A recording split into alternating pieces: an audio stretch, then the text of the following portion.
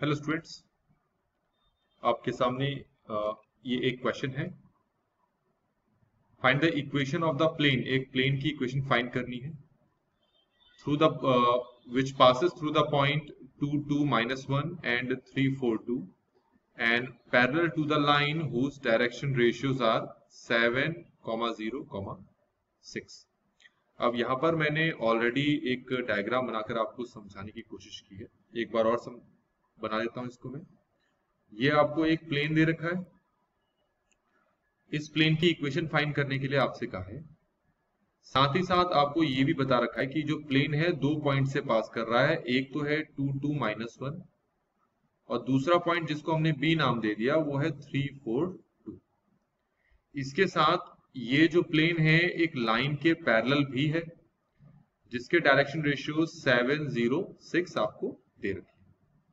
तो आप ये ध्यान में रखें, जब भी कोई प्लेन किसी पॉइंट से पास करता है, ए पॉइंट से पास कर रहा है, तो उस केस में उस प्लेन की जो इक्वेशन है इस तरीके से लिखते हैं। A x minus x1 plus b y minus y1 plus c z minus z1 equal to 0। तो ये होती है एक प्लेन की इक्वेशन जब वो किसी पॉइंट x1 y1 और z1 से पास करता है। जो कैपिटल ए बी सी है यहाँ पर वो प्लेन के डायरेक्शन रेशियोज है। तो x1 y1 z1 की जगह ये x1 y1 z1 पुट कर देता हूं, जो कि हो जाएगा a x minus two plus b y minus two plus c z plus 1 is equal to 0।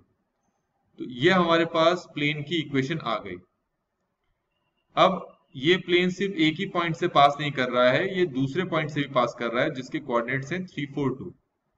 अब वो जो 3 4 2 पॉइंट है, क्योंकि वो इस प्लेन में है, तो सिंपल सी बात है, जो प्लेन की इक्वेशन होगी इस बी पॉइंट को भी सेटिस्फाई करेगी। तो सीधा मतलब है कि जो 3 4 2 है इसको एक्स वाई जेड की जगह हम पुट कर सकते हैं, एक्स वाई और जेड की जगह।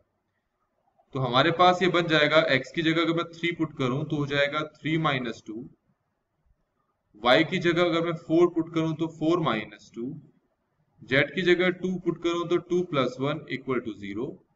और इसको सॉल्व करोगे तो a1 b2 c3 is equal to 0। इसको हमने सेकेंड इक्वेशन मान लिया। अब आपको क्या दे रखा है कि ये एक लाइन बनाई हुई है, ये रही एक लाइन जिसके डायरेक्शन रेशियो ये दे रखे हैं आपको। ये पैरेलल है इस प्लेन के। अब जो प्लेन है उसका डायरेक्शन रेशियो तो हमने माना हुआ है ए बी सी, और हर प्लेन के लिए अपना एक नॉर्मल होता है, तो नॉर्मल के डायरेक्शन रेशियो भी क्या होंगे, ए बी सी। तो ये जो नॉर्मल है और ये जो लाइन है ये दोनों एक दूसरे परपेंडिकुलर है। जब दो लाइंस परपेंडिकुलर होती हैं तो हम कंडीशन अप्लाई करते हैं a1 a2 plus b1 b2 plus c1 c2 is equal to 0। अब ये a b c और ये 7 0 6 है, इन दोनों के लिए अगर मैं ये वाला फॉर्मूला अप्लाई करता हूं तो a multiply 7 b multiply 0 c multiply 6 ऐसे करना पड़ेगा। a multiply 7 plus b multiply 0 plus c multiply कितना है 6, और इसको हमने नाम दे दिया थर्ड इक्वेशन। अब आपको ऊपर तीन इक्वेशंस दिखाई दे रही होंगी। अब इन तीनों इक्वेशन में खास बात यह है कि ये ए बी सी की फॉर्म में है। तो इन तीनों इक्वेशन के बेसिस पर हम एक डिटरमिनेंट फॉर्म कर लेंगे, जिसमें पहले रो में एक ए के कोफिशिएंट आएंगे जो कि है x माइनस टू। पहले इस इक्वेशन को देखो आप, इस इक्वेशन में a का कोफिशिएंट x माइनस टू है। फिर इसमें देखो a का कोफिशिएंट 1 है, देन इसमें देखो a का कोफिशिएंट क्या है, 7 है। तो हम लिखेंगे x माइनस टू 1 और 7। सेकेंड रो में हम b के कोफिशिएंट लिखेंगे जो होगा y माइनस टू 2 और 0। थर्ड रो में तीनों ही इक्वेशन से हम z का कोफिशिएंट c का कोफिशिएंट लिखेंगे जो कि होगा z प्लस 1 3 6 और इक्वल टू 0। अब इसको आप सॉल्व करेंगे, अब अगर इस डिटरमिनेंट को सॉल्व करेंगे तो हमारे पास इक्वेशन आ जाएगी।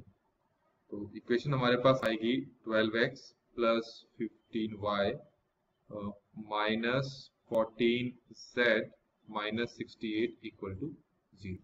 आप भी अपनी तरफ से इसको सॉल्व करके देख लेंगे कि यही इक्वेशन आ रही है। तो इस तरीके से ये क्वेश्चन यहाँ पर कंप्लीट होता है। आई होप कि आपको ये जो सोल्यूशन है समझ में आया होगा। Thanks for watching.